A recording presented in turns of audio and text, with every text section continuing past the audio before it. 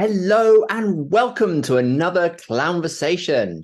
Today's guest, Jos Houben, is one of the most important and most critically acclaimed clown teachers and performers working in the world today.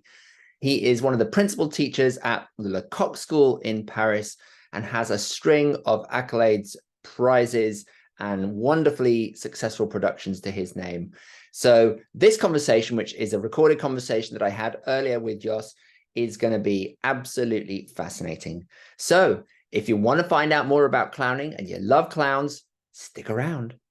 It's just a conversation with a fellow clown. It's not very serious, we're clowning around. It's really just a clownversation.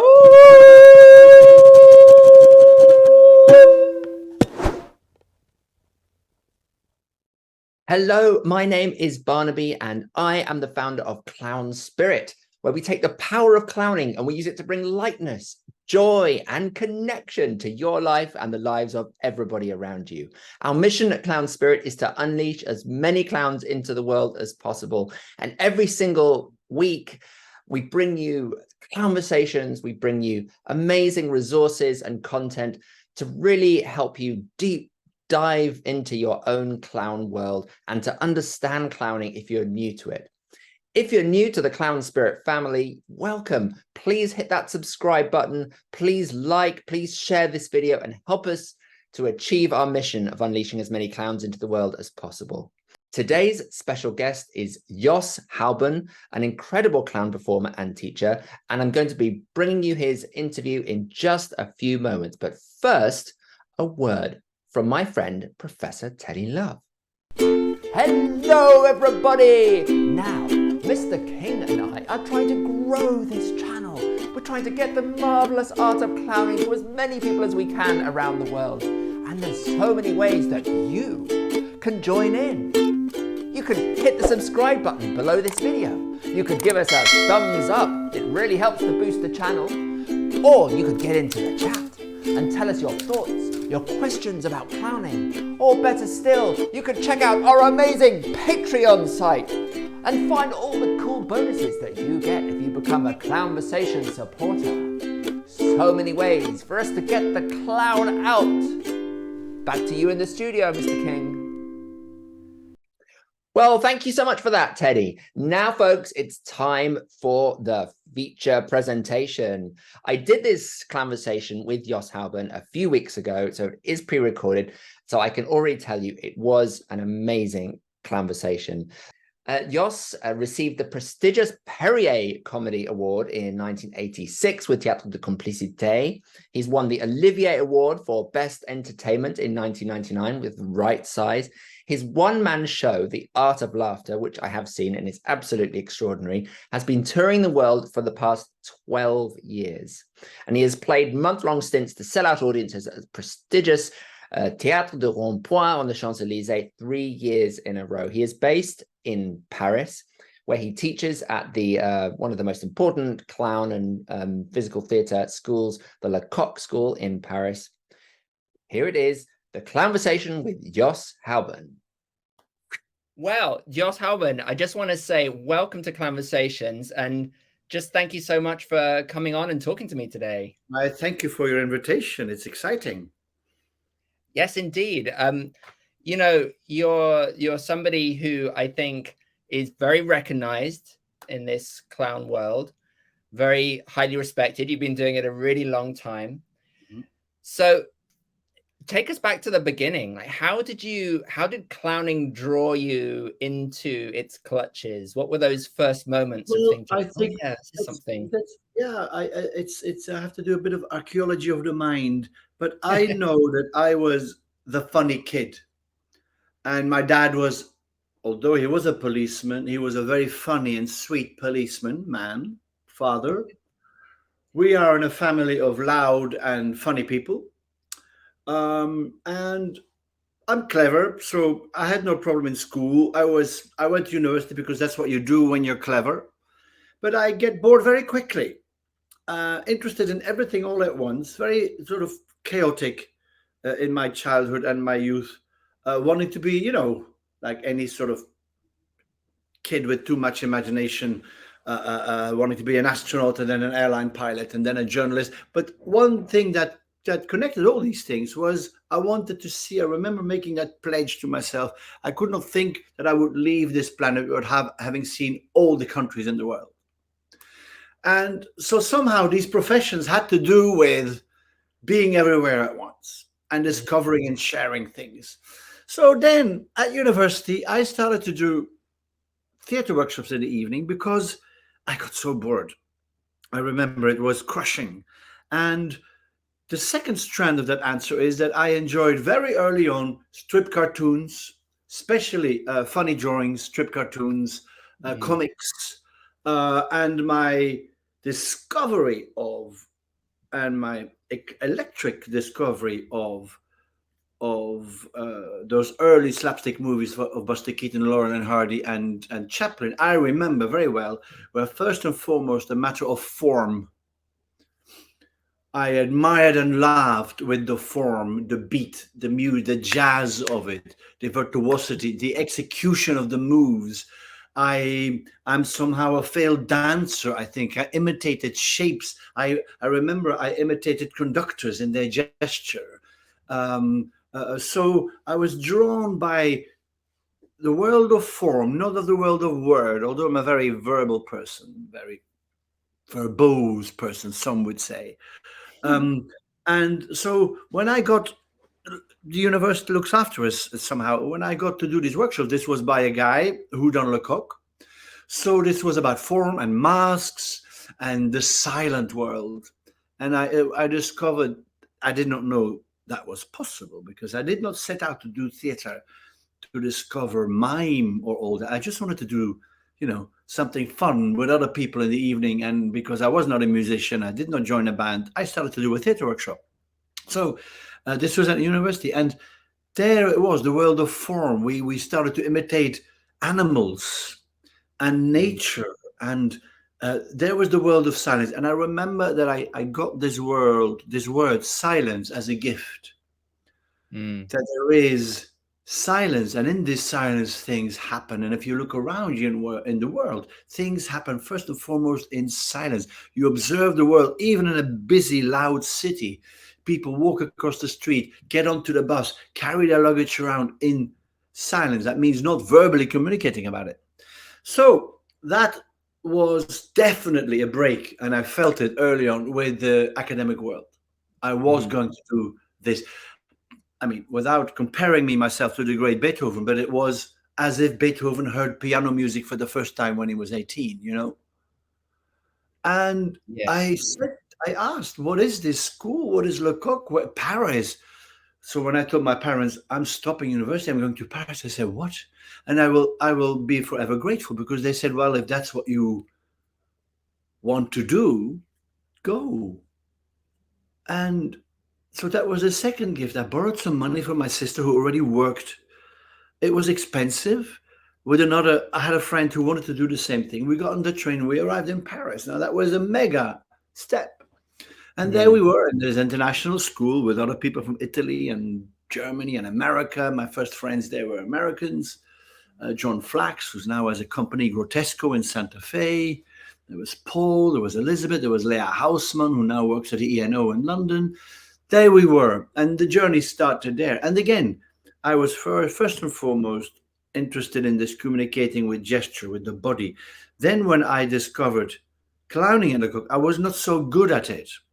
That means red nose clowning. I had high expectations of it, and I was really taken aback how difficult it was. And then from there, with Marcello Magni and Simon McBurney, we started this company.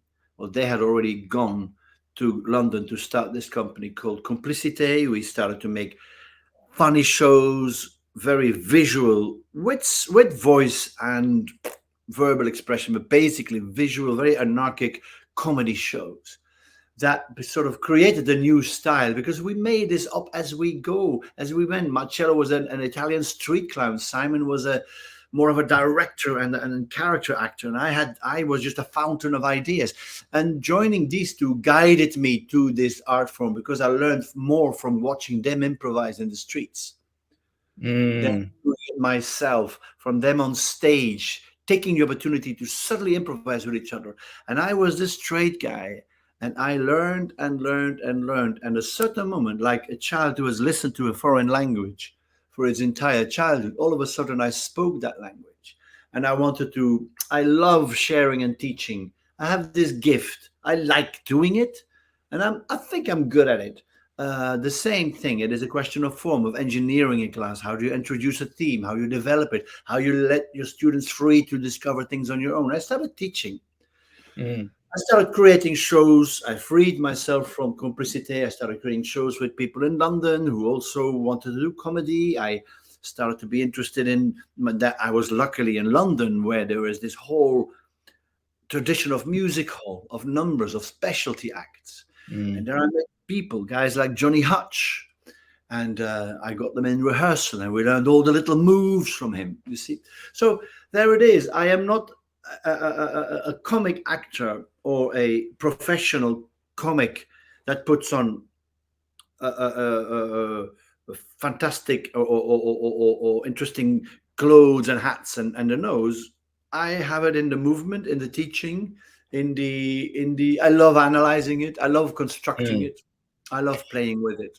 And we'll come to we're talking about the art of laughter in a little while, and how all of this kind of led to that in a way, or how it's embodied in that.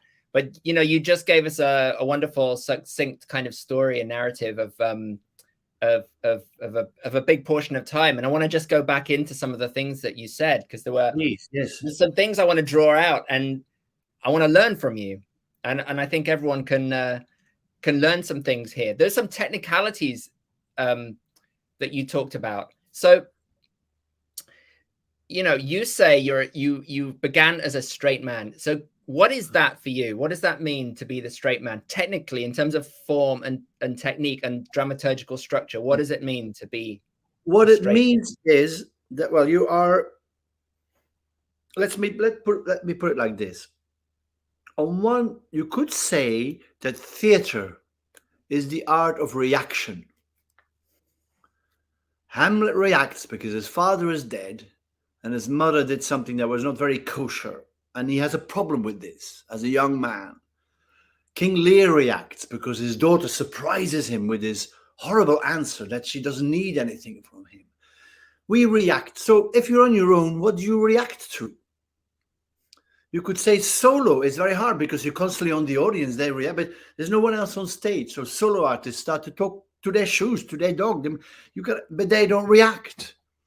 So you could say theater begins when the second person walks on stage or in the ring and say, now we can lean back. We can now observe. What we like to do is to learn. We are interested in human relationships.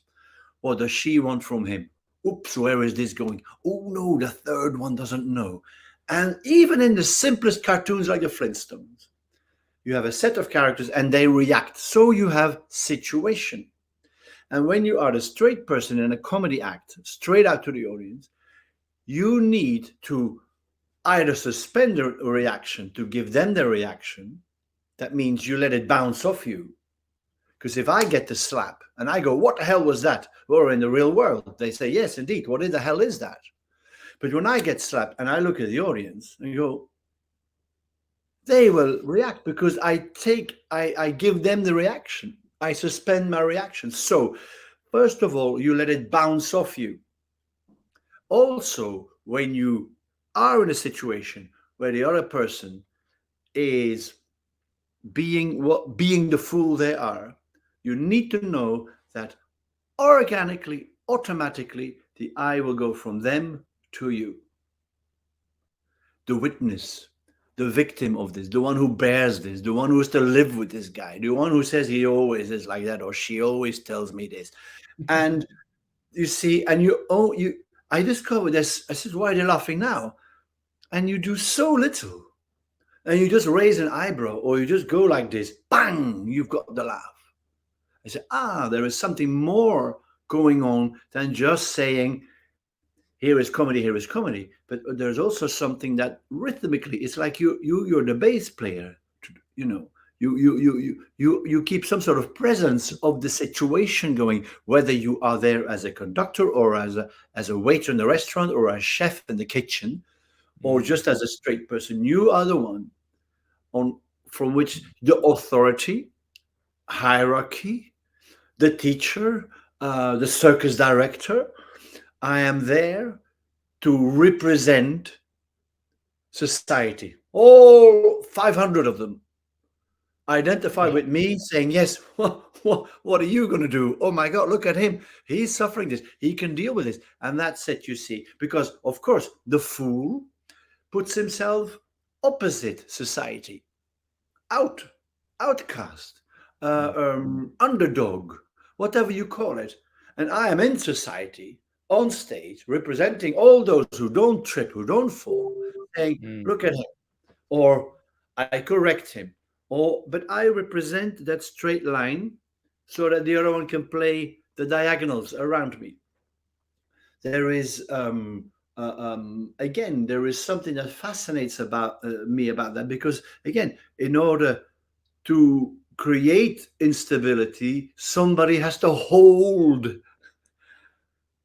the stability. Somebody has to steer the ship. Somebody has to compensate. So these are dynamics in music, in bridge building, in relationships, in billiard ball, in snooker. You know, you one thing needs to not move so that the other one can move. Balance and angles. Yes, exactly. Angles. So I like very much that we got straight away in this conversation that you use that word technical. There is, and I am totally fascinated about it. There is something totally, I would not say mathematical, but systematic about this. That if you get that, you can always rely on it, and you can always start again. So yes, this was an interesting conversation when I've spoken to a couple of Spy Monkey members. You know, I've had Toby and Aitor and Petra, who are the three members of Spy Monkey, and you know, Toby is the straight man, and Petra and Aitor are always the funny ones. They're the clowns, and it came from the fact that when they started working together, you know, if Aitor or Petra walk into a room, people start laughing. It's just like, they're just funny right away. And Toby said that never happened with me. People don't laugh at me. So there seems to be some kind of natural role that people fall into in relation to these things in clown. And you just mentioned that you found clowning very difficult at first in Lecoq. And I wonder if was that an indication of your natural? Yes, role? Totally. Yes, totally. And I was good at provoking the others later on, or I was good at seeing it already, but I was not good at reproducing it. It took a while before I understand that the red nose was a mask and not necessarily a character. It is a mask first and foremost. The moment you put that on, you go into a different level of playing where you can do things you cannot do without the nose. So there is a distinction for me between a funny character or a funny comical character and a clown, because the clown with the nose is of a totally different order and can reach levels of poetry, of absurdity that you cannot play without the nose. So often I say in a workshop, if you can do it without the nose, why do you have the nose on? If it's funny without the nose, why do you put the nose on? If you do something and it is very funny, and it does not work without the nose, you are on the register of what I then would play red nose clown. That means you play the mask.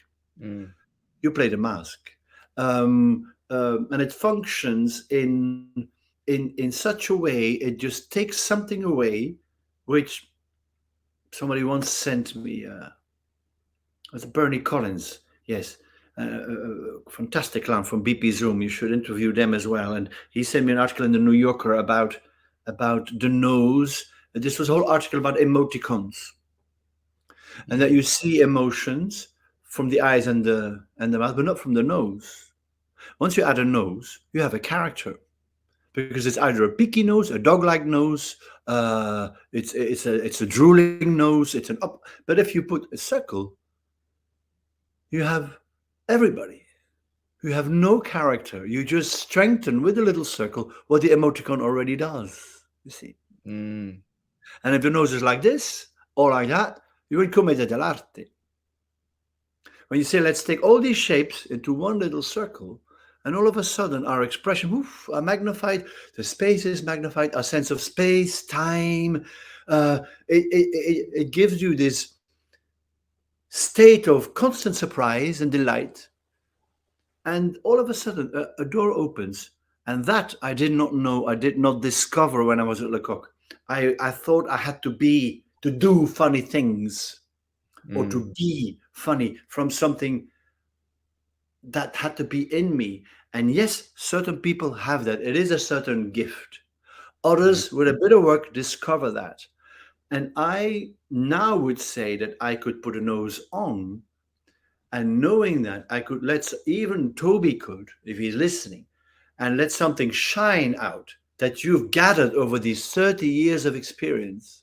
That means you could come on as a totally quiet, totally calm clown. And all of a sudden you say, that's what the nose does to you. So you must be careful with comparisons. You compare yourself to others at your own, at your expense sometimes. It doesn't come there, because you can, if I want to nose to work on me, it was a longer journey of discovery about my own stillness, or my own sense of calm with an audience. I am not a this and that and this and that, and I'm not an aitor. But there is something that I could share with him if we both have the nose on. So what about this aspect of failure, Jos? Because forgive me, correct me if I'm wrong, but there's this legend of Lecoq, having people stand up to make me laugh, be funny, and then they fail, and then we laugh at the moment of failure, of giving up. Yes. So this is the beginning of the journey. Yes. I would say that is the beginning of the journey. You have to be careful with that, because it's a very complex and very subtle thing to see and do. I spend little time on it, and I don't insist on it. When it happens, I have 30 students, so I'm lucky at Lecoq. When it happens, when 2 or 3, I point it out. You see, the moment you accept that, oops, I did this wrong, you take away the worry. You see, you do something, and you to the best of your knowledge, and then you go, where did that go? And they didn't laugh. I said, oops, sorry, I meant to make you laugh. And like a child, the moment you recognize that your failure, or the moment that little moment where you're totally surprised that they don't laugh, you will get a laugh. But if you want to make that systematically the case, that's a difficult. That depends on your virtuosity, on your whatever sense of timing. But if you do it in a workshop, in an educational setting, it occurs or it doesn't. I don't ask my students. I don't insist on looking for it. They will find it later. But I like my students to see it together with me. Look, but not because it is not such an evident thing to do. And then sometimes we laugh because I also say, do something and it works. And if you are, look, I can do this. And they laugh because it works. And I'm happy that they laugh, or I'm proud that I do this. That pride is also magnified by the nose. So whether it is failure, or whether it is pride, or whether there is, vanity at that moment where they laugh with you, all those things you need to let happen. You need to let it happen. So it is not just failure. It is not just failure. The character of the clown, of course, gets things wrong. But the person, me, Jos, in a workshop, or Jane in a workshop, looking for this, you need to leave a lot of space around this, because otherwise very early on you crush them into the fear that they cannot do this or that they're doing something wrong. And when I invite people to the world of clown, I give them as much a space as possible.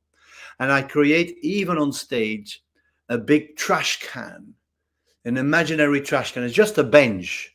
And you say, well, you go to the trash. That's it. That was 3 bad jokes where nobody laughs. And the moment they go to the trash can, they get a laugh, because in the movement of going to sit there, you accept your failure. You don't protest. And of course, they sit there looking at the others playing, and they are aware that they are funny, because they're not you take them out of the center, and all of a sudden, they can say something, they can try to come back on. And then for me, that was a spatial and not a more psychological or sentimental way of them learning to, because of course, after 2 or 3 failures, what happens? They do a gag. Nobody laughed. They say, I've understood. They walk on their own volition to the trash can. We either had a guy who threw himself in, and we laugh. You see. So when you're teaching clowning, yes. what are you doing when you're teaching clowning? What are you doing? What I'm doing is creating a very relaxed atmosphere. I set a very nice temperature, and I let people try things. I just let them come on. And the first thing, of course, is I use 5 rules that were given to me by Pierre Bilon, and I've stuck to since. I learned clowning from Pierre Bilon. I left Lecoq frustrated, and then I went to Pierre Bilon, and I had my click there. I really did. Okay. Let's hear about Pierre Bilon. I needed to formulate the question. I needed to have a question. But Lecoq is not a clown school. And you only spend 2 weeks on the red nose, and then you're on to Commedia dell'arte, and then you're on everything. Lecoq opens doors. You go in or not. You struggle with it. You get your hands dirty with others, and you move on. So there is an enormous belief in your learning in the Lecoq school, but it's not a clown school. When I went to Bilon, it was 2 weeks, just clown from morning till evening. Not 2 hours in the afternoon, and then you had to create stuff with Lecoq. Yeah. You see? So then with Bilon, I had the time, and I was with other fantastic, very inspiring, other funny people. And because there, I was not with 30 people, 10 of which didn't even want to do this, because they did Lecoq because they wanted to be directors, or they were interested in melodrama. So I was with a bunch of 20 very funny people, like Thomas Kubinek and Hamish McCall and Sean Foley, and oh my God, all of a sudden I had this click. And there we said, the first rule, open to the audience, always open to the audience. So I construct my workshops, my class like this. First 2 lessons is discovering the audience. And I let them walk from one wing to the other. I put 2 screens, and I just say, you work here. You have the clown nose on. You're just in your own clothes, jeans and T-shirt.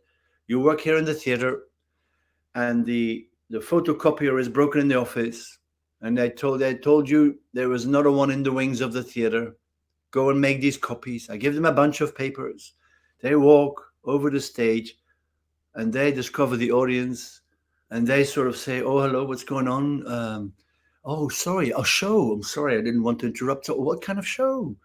And then you see, it's, and then I say, okay, who are you? What's your name? Oh, you make copies. Okay, but well, there's the machine. Just please empty the stage because the singer is not coming. Yes, of course. Singing? You said singing? And then I say, yes, well, does that interest you? And I bring them back in.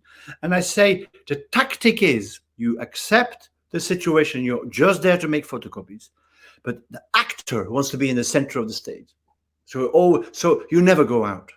You drop your papers. You forget the code to the folk. You need to cross the stage again.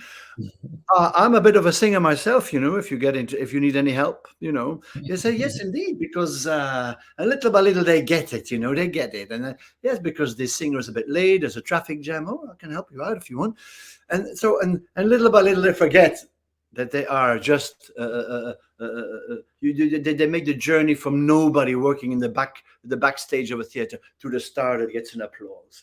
These are my first approaches. Everybody goes through the photocopying, and then there's two going, and then there's two who have to shift the table. They're bringing a table across this, so that it is crossing the stage, discovering, and then I add number two, always accept. If I say, please leave us alone, you go, you accept. You always say yes. So you're a singer. Yes. Flamenco singing. Yes, of course. So I learn also, because Pierre Bilan later puts my role. I say, look at me, because later you're going to do that on stage when you are the authority. You're going to say, you're going to have a tactic, and you're going to say, okay, off you go. Singing. Oh, flamenco, I hear. They have to say yes. Yes, straight away. Flamenco. So they say, great. Thank God Jos is there, or my friend is there, because he gives me stuff to react on, to play with. And I know I just have to say yes, and then we'll see. Accept. That's number two. Three is playing positive. And that's, as we go through the week and they get more and more tasks, they have to come with a number, or there's 2 or 3 coming on with a table. Simple tasks that are just the alibi of being on stage. I just happen to walk past, or I'm here with my number and my partner is not here, or whatever, or we do a number and it's not a good number. You're on stage, and then playing positive means you always add. So you don't say A and B play, and I say, so do you like soup? And the other one knows, open to the audience. I always say, yes, I love soup. Finished. You see, you give the empty bowl back to the other one. So now you go, so I heard you like soup. Yes, tomato soup. So I can now react. No, tomato soup. You mean the Italian one with the Parmesan? Yes, of course. You know the one, and with the spaghetti in it. Yes, that's called sauce. Is it? Since when? I thought it was soup. You see, whatever you need to be. Bilan used to say you need to be very clever to play stupid. Very clever to play stupid. It is of the highest intelligence. Because it's so multi-layered. You're at the same time acting and you're same time not acting. You're at the same time a very virtuoso performer playing that they can't do nothing right. So the under-adapted and the over-adapted constantly call for each other.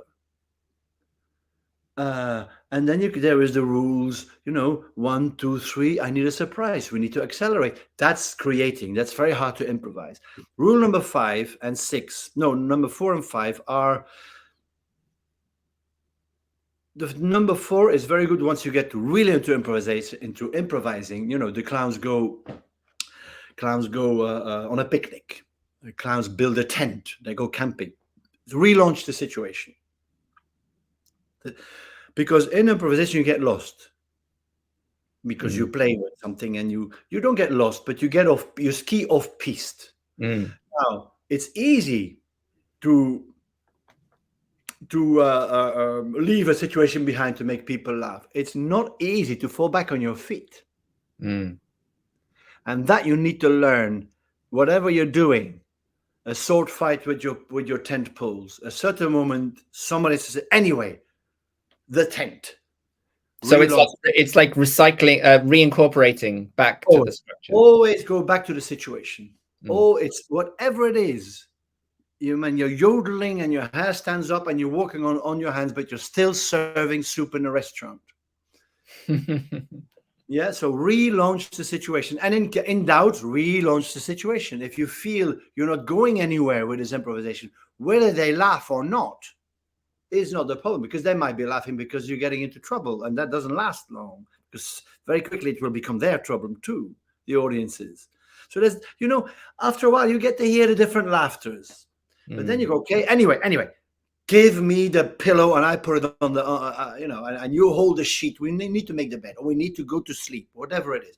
Again, the simpler the situation, the richer you can make clowning. Yes. Simpler for me, really, the simpler it is. It is just opening a bottle of San Pellegrino and serving it to 2 glasses. And putting it on a tray. And the simpler it is. One holds the nail, the other one has the hammer. You see. Then the fifth one, to finish my 5 rules, that's more for writing. That means don't change style. Don't go from don't make your clowning a too much of a melodrama or a tragedy or a psychological. Stay within the style. It's a more advanced rule, but you don't all of a sudden, while you are in your clown representation, start shouting at somebody and you change style here. Now you're in a you're not in a Harold Pinter play.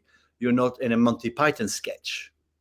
You see, but that is for advanced. So there's you and Marcello Magni and Simon McBurney in a room, and you're starting to create material for this show. A minute too late. A minute too late. What does that look like? What does that room look like? What did you start doing together, and how did that come together into an actual show? You will see when 3 people or 2 people devise a show. When 2 people devise a show, there will be many moments when it's either one or the other. Why? Because the other one was sitting outside directing. There's many moments in A Minute Too Late where it's either me and Simon, me and Marcello, or Marcello and Simon, because the other one was outside. Look, because the moment we're all 3 on stage, then we get a friend in. Annabelle came, or Micheline, and they helped, of course. But we put some stones. We were in a cemetery, and our mission was to go to make grief the motor. Somebody trying to understand how it is possible that his wife now lies under this bit of dirt and he's standing there with some flowers. And then we made sketches. Now, this was a really hybrid a mixture of Monty Python, absurd theater, wonderful clowning, and commedia dell'arte.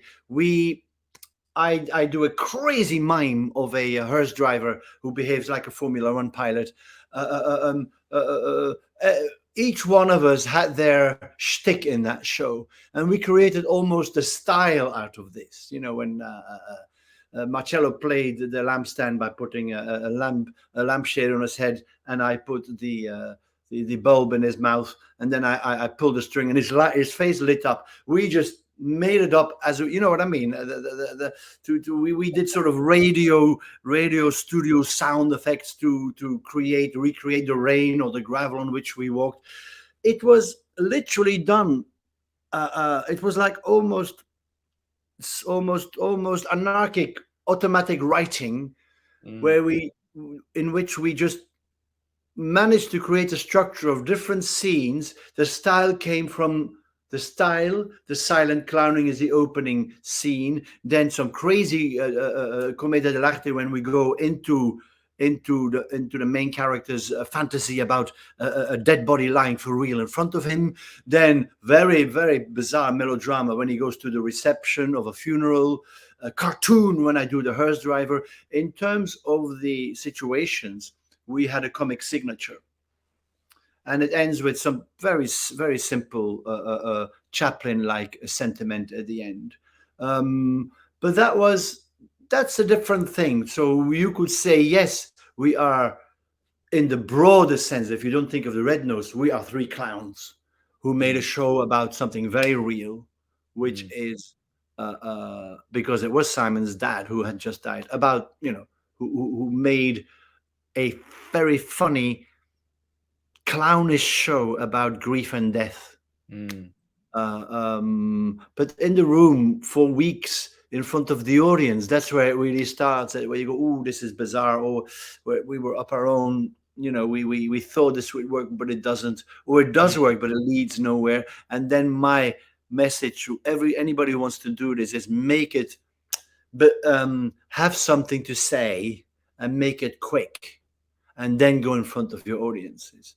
Give yourself 2 or 3 What do you mean by that? Have something to say? Well, have something to say. That means I think just wanting to make people laugh can be, it really can be your mission. But is it your mission?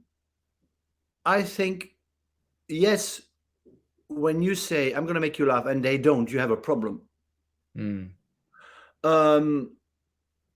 you can be as anarchic as René Bazinet and do an improvisation about the gag, and he sustains that for 20 minutes. And you say, yes, he only wants to make us laugh. But if you go over a certain time, I say 20 minutes, he did not do it for 20 minutes. But if you go over a certain time, something else appears that is tragic or that is mysterious. It always says something about us as humans. So even if he thinks he has nothing to say, he has something to say at that moment. But it is nice for you to discover that for me, it is about, I like to talk about daily life. And others like to talk about the mysteries of life, death, infinity. But not necessarily as a discussion point, but having to say is something that you like to share. You are in front of that audience and you like to share how in your view you think life's absurd or society is absurd or whatever. A poet, you are a poet. I think you're not just making people laugh once you're a clown, you are a poet.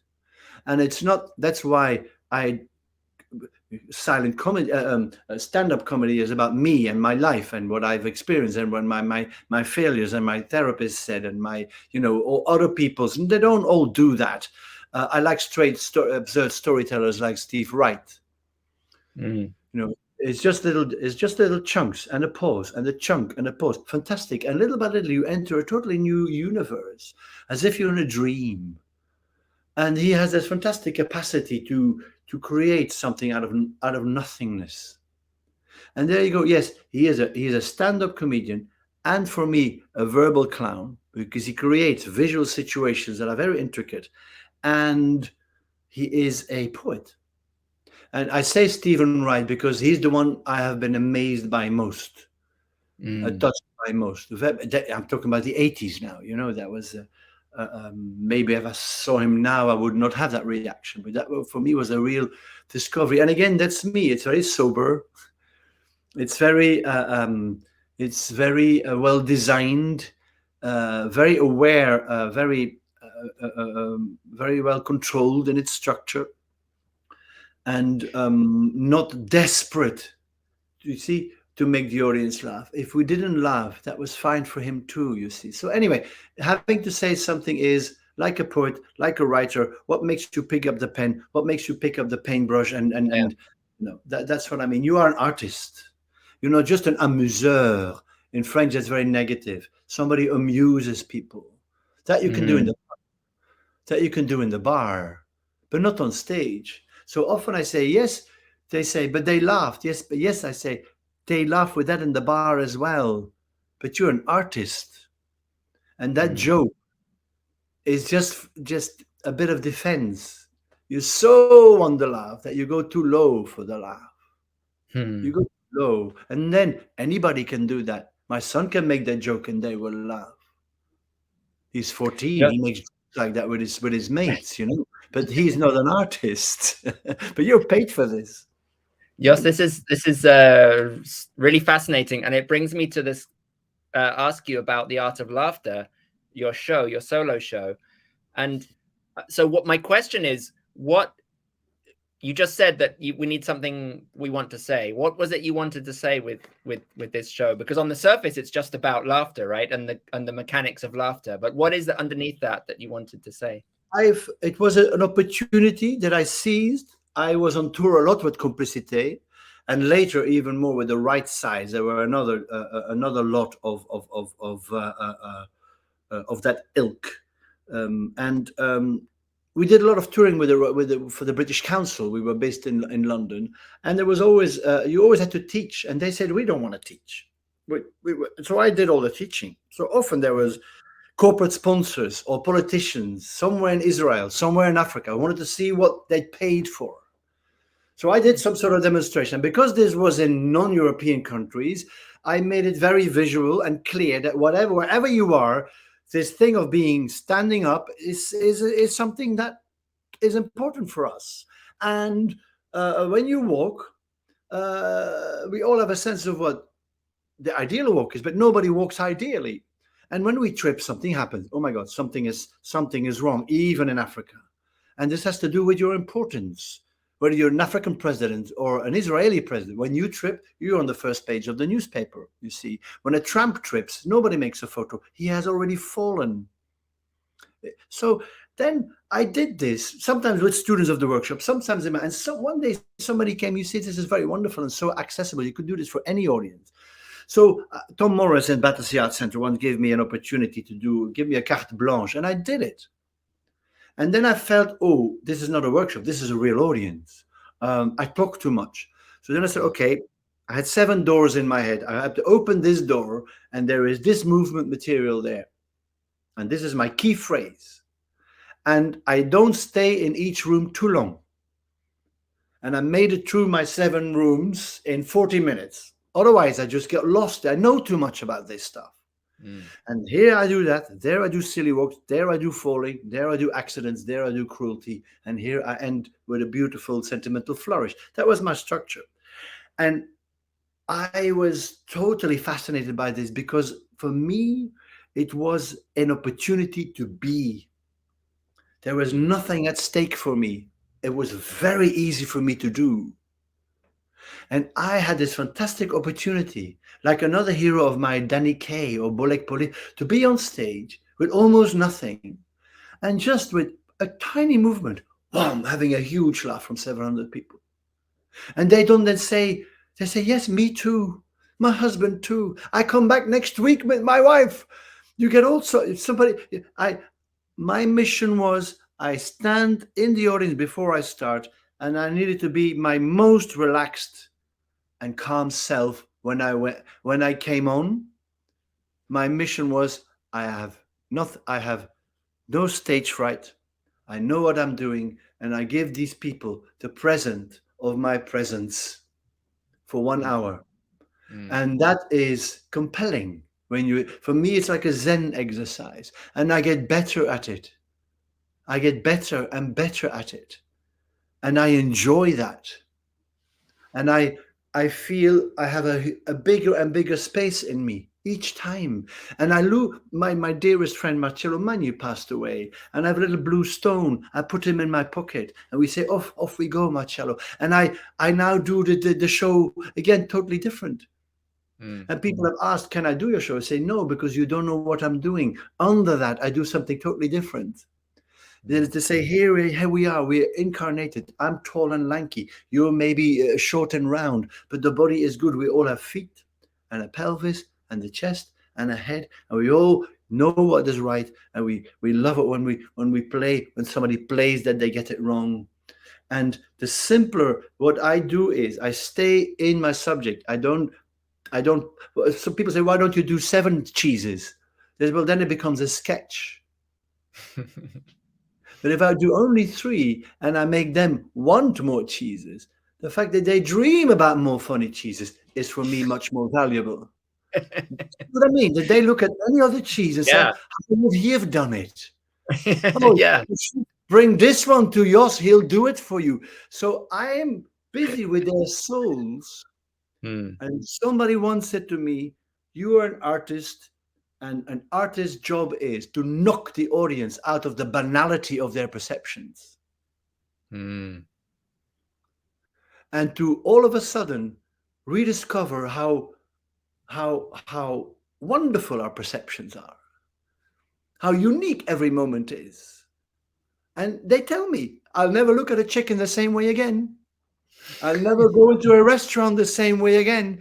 That's for me much more important than, oh, you're so funny. I couldn't care less on one level.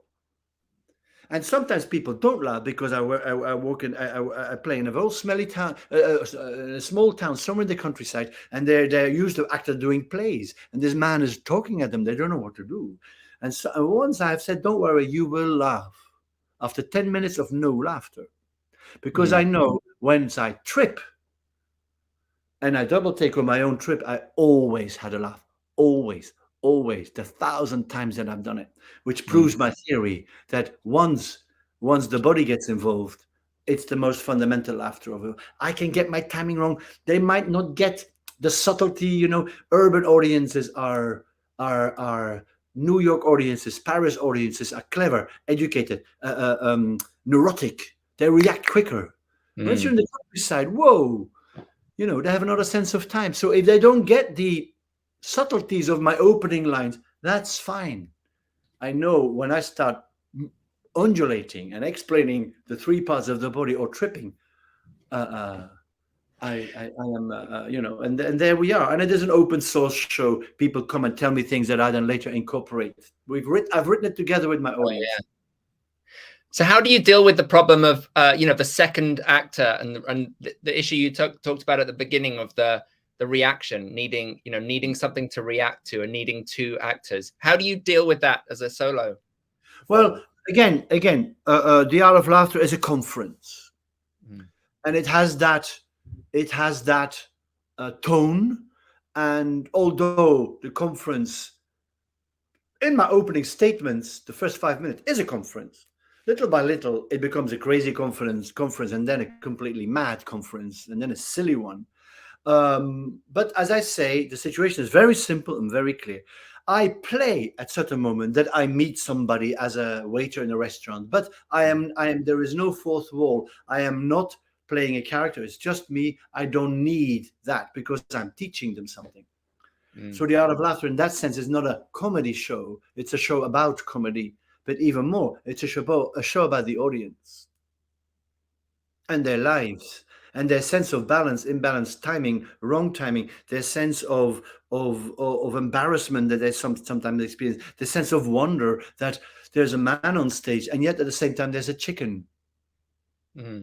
But so it is much more of a poetic ballad, a recital about the art of laughter and comedy than it is a piece of theater where once you have a sketch, then of course you play a character, and then you very quickly are in trouble on your own. But yeah, the Art of Laughter is out of that. Yeah, it's just me talking to them.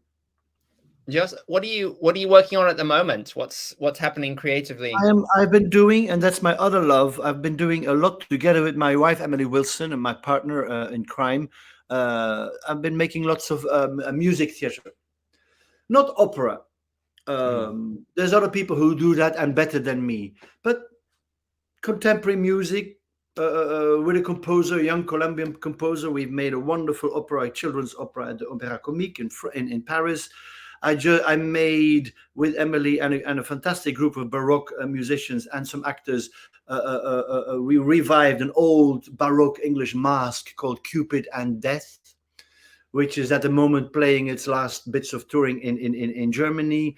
I made a whole wonderful Jacques Tati-esque comedy out of a mass by Rossini. You know, things like that. I'm working at the moment preparing a jazz opera about based on Gogol's The Overcoat, the short story by Gogol, the Russian writer Gogol, The Overcoat, with a fantastic American trumpetist called Herman Mehari and 2 singers and a jazz band. That's in the works. What else? I am also more and more working with circus people, and especially those who are not at the. I'm interested in them because I discovered a whole how shall I say, a whole reservoir of people who know to move very well, but are not on the top of their art anymore. And they all have back injuries and neck injuries, and they've done it all, but they still have a fantastic sense of movement. And I made a show with 5 of those, Play Replay, a show based on a cast of stuntmen that try to invent a sort of Mission Impossible, stealing the diamond sequence for a film set, and they get lost in their own world. I'm preparing a duo with 2 circus artists, and it is as close as I could get to Buster Keaton, and that's for me very exciting. I've got them now. I've got enough experience to create physical comedy. I've got the name. They get the subsidies thanks to my name. And I get into room with people who can really do still triple. I mean, to do a triple backflip is not. It's just, you know, that's just like having breakfast for them. You know, they can't do this fancy stuff anymore. But rather than running off to Cirque du Soleil, with all my respect and all my admiration, they work with me and they make theater very funny, visual, Buster Keaton-like theater, and that is for me. These are projects I am at the moment busy with, and they are very inspiring. And I also do still. In London, I work on comedy for West End shows, or now like for the Royal Shakespeare Company. It's not just movement. I also create comedy sequences, and it's wonderful because I just enjoy being with that amount of talent and experience and wit in one room. It's a privilege that I could make a living like this is a total gift. I did so well leaving university. Well, it's been a gift to me and to us talking to you today, Jos. I really. The hour's already passed. Oh gosh. I know. It's amazing. I mean, we've barely scratched the surface, but I feel like we'll have another conversation later. Yeah, but I feel like you know, you touched on so many wonderful, important things, and you know, if something stands out for me, it's something that you mentioned in a workshop that I took with you a few years ago, which really stuck with me. And it was this idea of the clown as a poet, that we are poets. And that is a powerful recognition. Yes, if you think that theater actors are novelists, prosaic novelists, the clown is the poet. For me, a gag is a haiku. Yeah. You know? Again, the simple, right? The simple is very simple, stronger. Very simple and very well observed, very well judged, very well delivered, very well designed. It's a gag in itself is a small point that reveals the humanity of the moment that we all share and the virtuosity of its execution. They both meet. Wonderful. Well, that's a beautiful note to finish on. Thank you so much. Thank you very much. I love this. I love this moment. I found it very inspiring, and thank you so much for inviting me. You're very welcome, and please come back anytime. Will do. I'm sure I'll have new ideas to tell you. Okay, bye for now, Jos. Okay, take care. Bye. Thanks again. So there it is, folks. I really hope you enjoyed that conversation with Jos. Quite inspiring, quite fascinating insights from an extremely experienced teacher and performer of clowning. Now, before you go, please take a moment, if you haven't already, to hit that subscribe button on our Clown Spirit YouTube channel. Please share and like this video with as many people as possible. And why not check out our Patreon site? See all the amazing ways that you can get involved and support this wonderful art form, getting out there into the world, telling people what clown really is, because so many people have these misunderstandings, right, about what clowning is. So help us achieve our mission of unleashing as many clowns into the world as possible and bringing lightness, joy, and connection to your life and the lives of everybody around you.